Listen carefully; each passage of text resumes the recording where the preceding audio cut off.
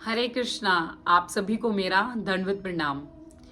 जैसे कि आप जानते हैं आज विजया एकादशी है और विजया एकादशी का जो वर्णन है वो स्कंद पुराण में भी आता है।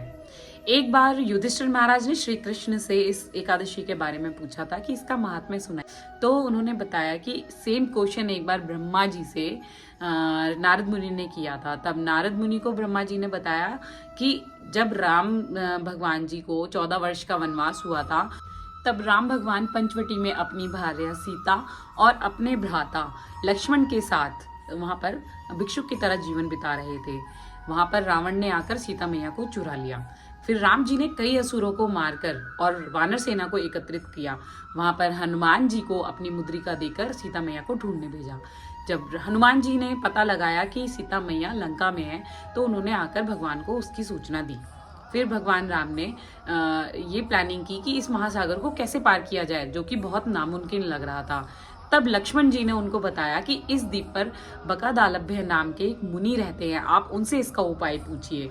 तब भगवान राम बकादालभ्य मुनि के पास गए। बकादालभ्य मुनि तो पहचान गए कि ये भगवान है, तो उन्होंने उनसे उनके आने का कारण पूछा। तब भगवान राम ने उनको बताया कि मैं यहाँ पर रावण का संहार करने के लिए आया हूँ, तो कृपया आप मुझे कोई उपाय बताएं कि मैं इस महासागर को कैसे पार करके लंका पर चढ़ाई कर सकता हूँ।